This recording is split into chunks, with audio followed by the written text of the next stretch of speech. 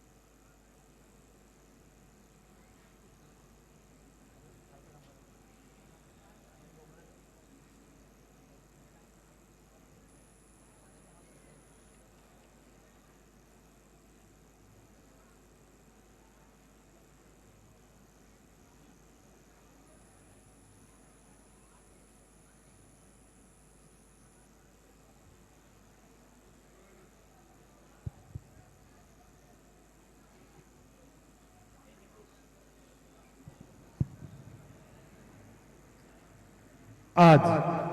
श्री रामनवमी उत्सवाचा मुख्य दिवस आहे। रात्री 9:15 वाजता बाबांच्या पालखीची मिरवणूक निघेल। श्री रामनवमी उत्सवाचा मुख्य दिवस असल्याने मंदिर भक्तांना दर्शनासाठी रात्रभर उघडे राहील। आज श्री रामनवमी उत्सव का मुख्य दिन है। रात 9:15 बजे बाबा के पालकी की शोभा यात्रा निकलेगी। आज रामनवमी होने के कारण मंदिर रात भर भक्तों के लिए दर्शन के लिए खुला रहेगा। आता धूप आरती सुरू होता है। सर्वांनी एका सुरात आरती बनावी। अब धूप आरती शुरू हो रही है।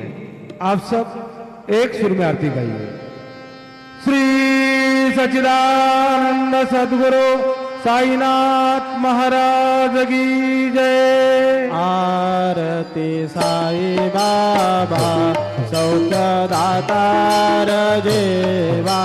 चरणार जातले यावा दासा वेसावा भक्ता वेसावा। आरती साई बाबा जाळूने आनंद ससवरूपी राहे दंग मोक्ष जनादावी निज डोळा श्रीरंग डोळा श्रीरंग। आरती साई बाबा जया मने जैसा भाव दया तैसा अनुभव दावे से दया घड़ा ऐसे तुझे हे माव तुझे हे माव। आरती साई बाबा तुमचे नाम ध्याता हरे संस्कृती व्रता अगाध तव करणी मार्ग दावे से अनाथा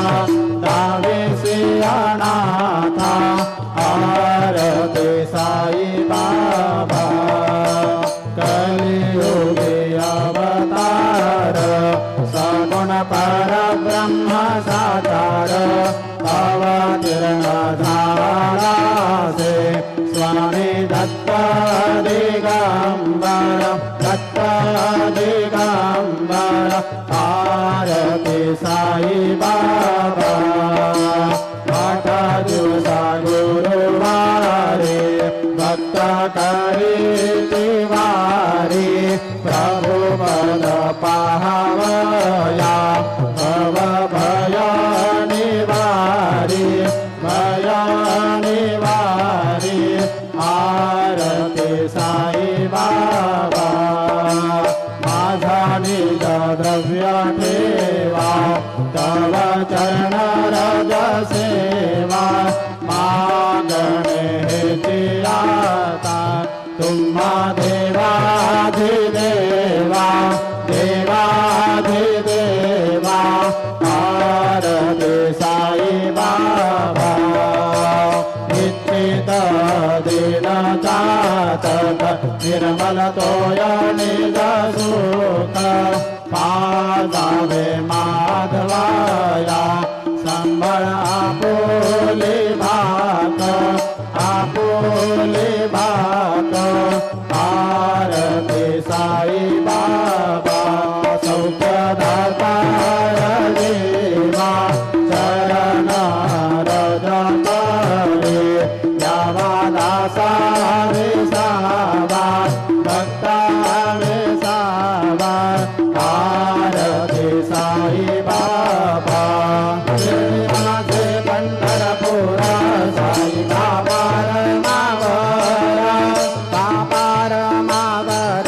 साई बाबा शुद्ध भक्ती चंद्रभागा भाव पुंडलिक जागा भाव पुंडलिक जागा जाहो जाहो अवघे जना करो बाबांसी वंदना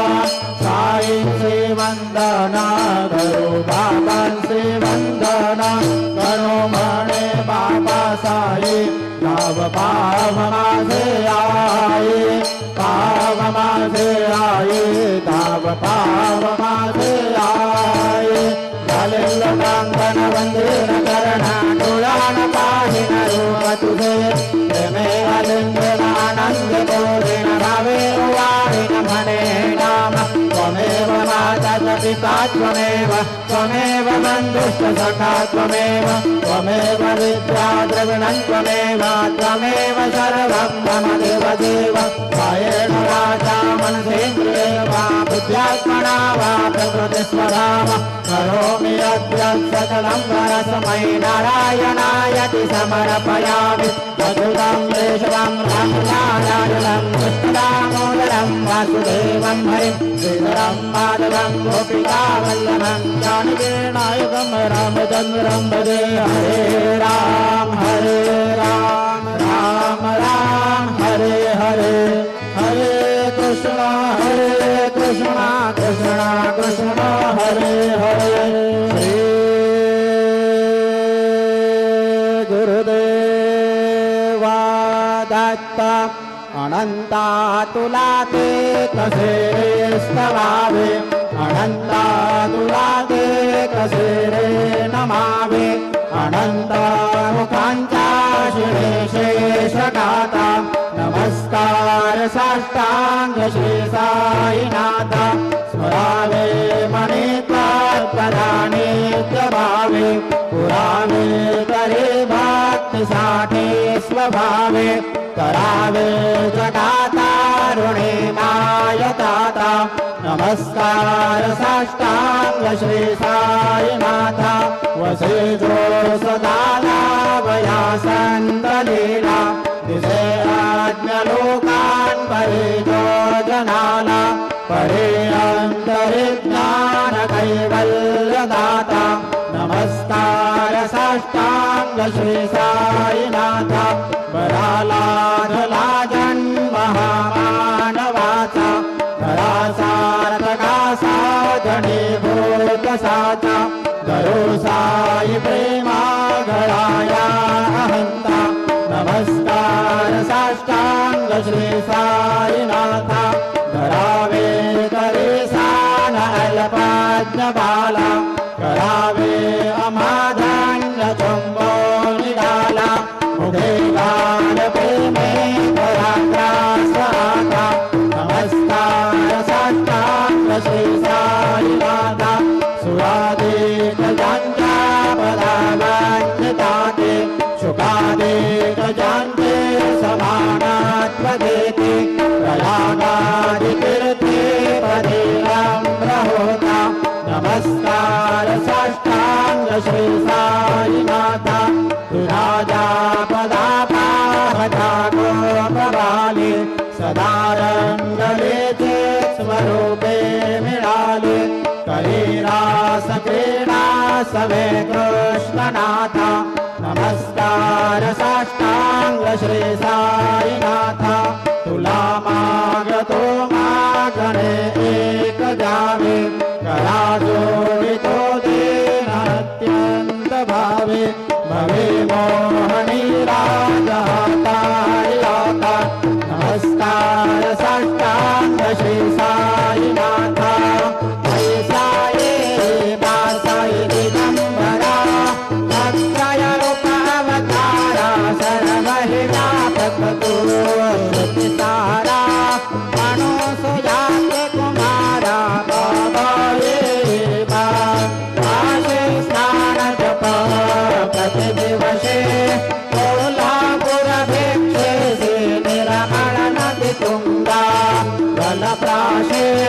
निजरामाहुर देशे ऐसा ये बा जोड़े लोंबत से वाम करे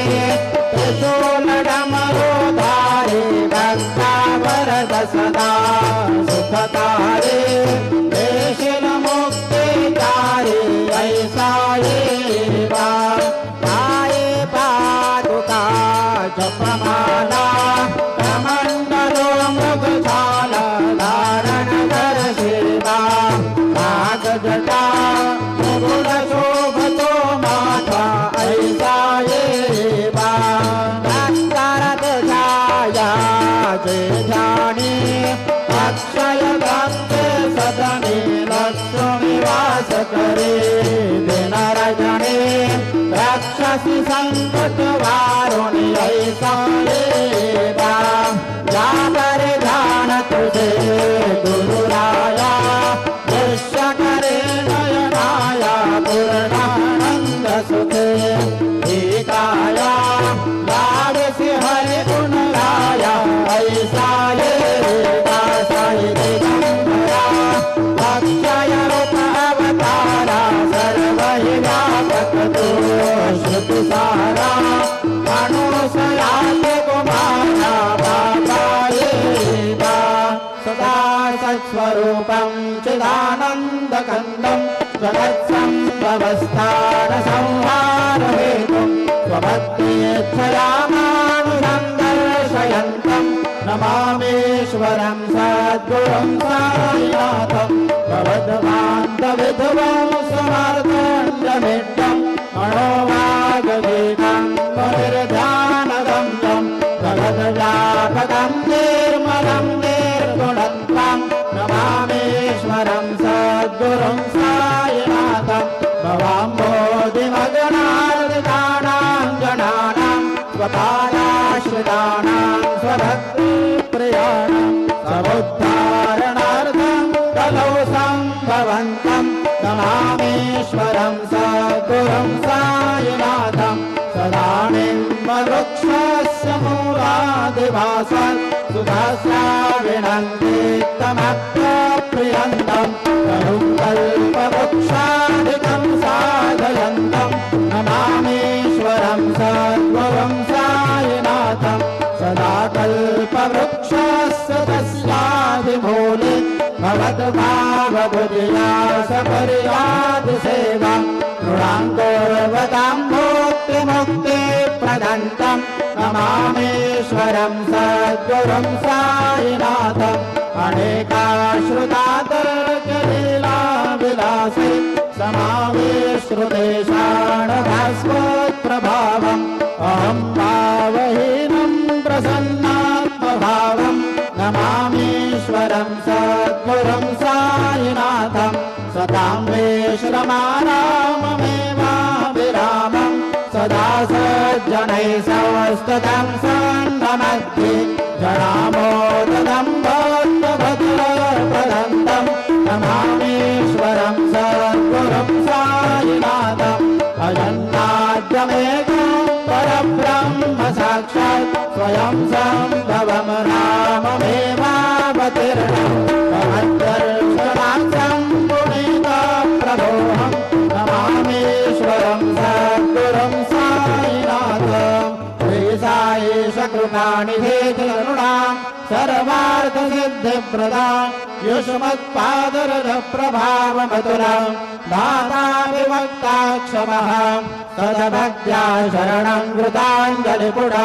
सम्प्रापितोऽस्मि प्रभो श्रीमत्साई परेश पादकमलान् नान्यच्छरण्यं मम साई रूपधर राघवोत्तमं भक्तकामविबुधध्रुवं प्रभो माययोपहत चित्तशुद्धये चिन्तयाम्यहमर्निशं मुदा शरत्सुधांशो प्रतिमं प्रकाश कृपातपत्रं तव सायिनाथ त्वदीयपादाब्जसमाश्रितानां स्वच्छाययातापमपाकरोतु उपासनादैवत सायिनाथ स्तवैर्मयोपासनिनास्तुतस्त्वं रमेन्मनोन्मे तव पादयुगमे भृङ्गो यथाब्जे मकरन्दलुब्धः अनेकजन्मार्जितपापसंशयो भवेद्भवदपादसरोजदर्शनात् क्षमस्व सर्वान् अपराधपुञ्जकान् प्रसीद साई सद्गुरो दयानिधे श्री साईनाथ चरणामृतपोतचित्तास्तत्पादसेवनरता सततं च भक्त्या संसारजन्यदुरितोधवनिर्गतास्ते कैवल्यधाम परमं समवाप्नुवन्ति स्तोत्रमेतत्पठेद्भक्त्या यो नरस्तन्मना सदा सद्गुरो साईनाथस्य कृपापात्रं भवेत् ध्रुवम् रोषो मम प्रियाम्बिका मजवरे पिता हे रोषो मम प्रियाङ्गना प्रियसुतात्मजा हे रोषो भगिनी बन्धुहे स्वसुरसासुगाये रोषो न दत्त गुरु साई माम जवरे कधे रोषो न सुन मायिका मजन भ्रातृजाया पुषो न प्रिय सोयरे प्रिय सगे न ज्ञाते पुषो सुरदना सखा स्वजननाप्तबन्धु पुषो हरे न गुरु साई माम जवरे कधे रोषो न बलाकुले करुण वृद्धहीना पुषो न गुरुधाकुटे मचन थोरसाने पुषो न सबले बुरे सुजन साधुहीना पुषो भजन गुरु साई माम जवरे कधे रोषो चतुरतत्त्ववे विबुध प्राज्ञानी रुषो हि विदुषी स्त्रिया कुशल पंडिता हि रुषो महीपतीयते भजत तापसी रुषो न दत्त गुरु साई माम जवरे कधे रुषो कवि ऋषि मुनि अनघसिद्धयोगी रुषो हि गृहदेवता निकुल ग्राम देवी रुषो खलपिशाच हि मलिन डाकिनी रुषो न दत्त गुरु साई माम जवरे कधे रुषो मृगकगृणे अखिल जीवजन्तु रुषो विटपभ्रस्तरा अचल आपनाभि रुषो भवनाग्निवान् अवनि पञ्चतत्त्वे रुषो दत्त गुरु साई माम जवरे कधे रुषो विमल किन्नरा अमलयक्षिणी रुषो ऋषो शशिखगादिः गगनितारकाहि ऋषो ऋषो अमरराजहि अदय धर्मराजा ऋषो ददात गुरु साईबा भजवरे कधीः ऋषो ऋषो मन सरस्वती चपल चित्तते ऋषो ऋषो वपुदिशाखिला कठिन काल तो ऋषो ऋषो सकल विश्वहि मायितु ब्रह्मगोलं ऋषो ददात गुरु साईबा भजवरे कधीः ऋषो विमूढ मनोनिहसो मजन मत्सराहिडसो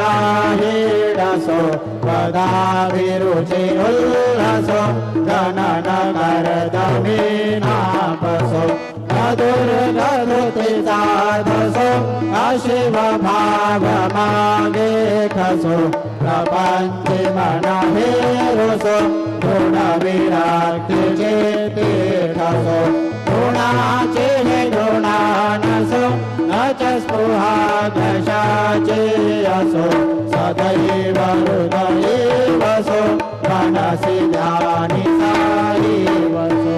भजे प्रणयवो रसो निखिल दृश्यवादिसो तदार्थ गुरु साईबा उपरि याचनेलारुसो हरि ओं यज्ञेन यज्ञमयं देवास्तानि धर्माणि प्रथमान्यासन्न देहनागं महिमानस्य चन्द्र यत्र पूर्वे साध्या सन्ति देवाः ॐ राजाधिराजाय प्रसह्य साहिणे नमो वयं वै श्रवणाय कुर्महे समे कामान् कामकामाय मह्यं कामेश्वरो वै श्रवणो दधातु कुबेराज वै श्रवणाय महाराजाय नमः ॐ स्वस्ति साम्राज्यं भोज्यं स्वराज्यं वैराज्यं पारमेष्ठ्यं राज्यं महाराजमाधिपत्यमयं समन्तपर्यायः ईशा सार्वभौमः सर्वयुषान्तादापरार्धातो पृथिव्यै समुद्रपर्यन्तायाम् एकराणि तदप्येष श्लोको विगीतो मरुतः परमेष्टारो मरुतस्यावसङ्गृहे नावीक्षितस्य कामप्रेर्विश्वे देवाः सभासदेते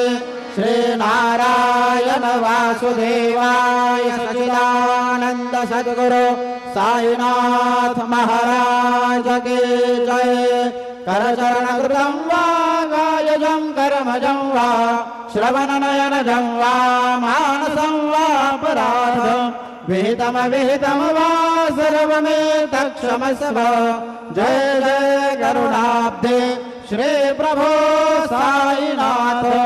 श्री सच्चिदानंद सद्गुरु साईनाथ महाराज की जय।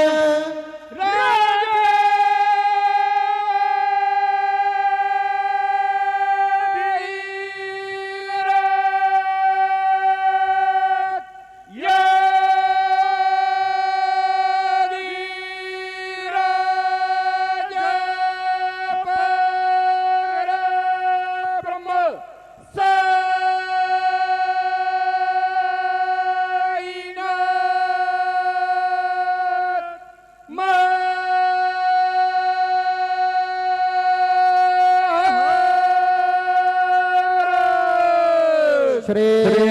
सच्चिदानंद सद्गुरु साईनाथ महाराज की जय। हरिः ओम बृहस्पते अतियादरजो अरिहाद्यो मदविभाति करादो मज्जानेखो जद्देदायच्छावास अरितपराजातातादसमा सुदरवीणान्धेः चितरम् यं ब्रह्मा वरुणेन्द्ररुद्रमरुता स्तन्वान्ति देव्यैस्तवै वेदैः साङ्गपदक्रमोपनिषदैर् गायन्ति यं सामगाः ध्यानावस्थिततद्गतेन मनसा पश्यन्ति यं योगिनो यस्यान्तन्न विदुःसुरासुरगणा देवाय तस्मै नमः देवाय तस्मै नमः गुरुर्ब्रह्मा गुरुर्विष्णु गुरुर्देवो महेश्वरा गुरुः साक्षात् परब्रह्म तस्मै श्री गुरवे नमः सद्गुरु साईनाथ देवताभ्यो नमः सायं पूजनार्थे ध्यानावाहनं समर्पयामि विलेपनार्थे चन्दनं श्रीखण्डं चन्दनं दिव्यं गण्डाढ्यं सुमनोहरं विलेपनं सुरश्रेष्ठ चन्दनं प्रतिगृह्यतां चन्दनं समर्पयामि चन्दनोस्य वरे अक्षतान् समर्पयामि हरिद्रा कुङ्कुम परिमल द्रव्याणि समर्पयामि माल्यादेन सुगन्धेन मालत्यादेन वै प्रभो मया हृतानि पूजार्थं पुष्पाणि प्रतिगृह्यतां सद्गुरु साईनाथ देवताभ्यो नमः ऋतुकालोद्भवति पुष्पं समर्पयामि सायंकाले उपहारनैवेद्यं निवेदयामि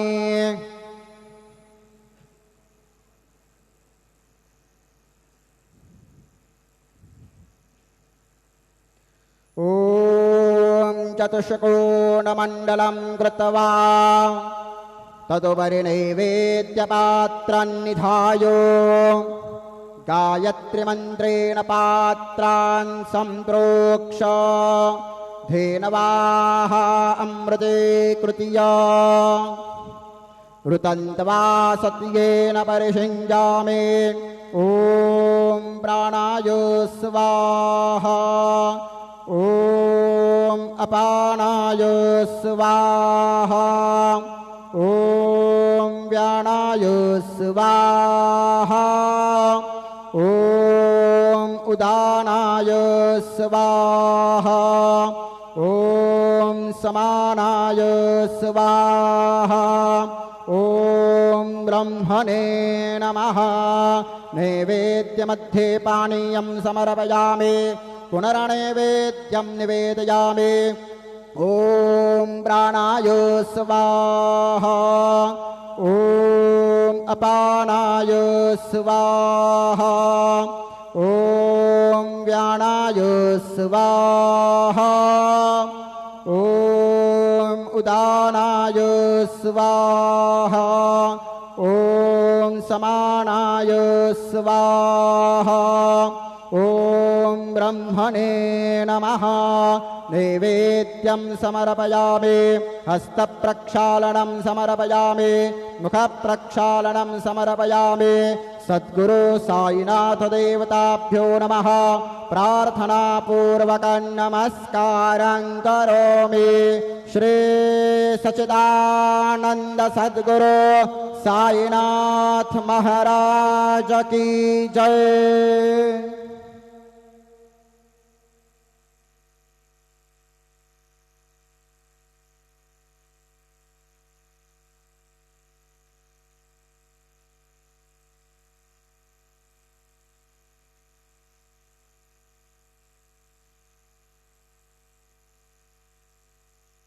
ओम साईराम। सर्व साई भक्तांना कळविण्यात येते की श्रींचे दर्शनानंतर उदीप्रसाद काउंटरजवळ श्रींचे महाप्रसाद भोजनाकरिता टोकन म्हणजेच कुपन देण्यात येणार आहे. तरी सर्व श्री साई भक्तांनी सदर टोकन किंवा कुपन घेऊनच श्रींचे महाप्रसाद भोजनाकरिता श्री साई प्रसादालयात जाण्याचे करावे ही नम्र विनंती. ओम साई राम. सभी साई भक्तों से निवेदन है कि साई बाबा जी के दर्शन के बाद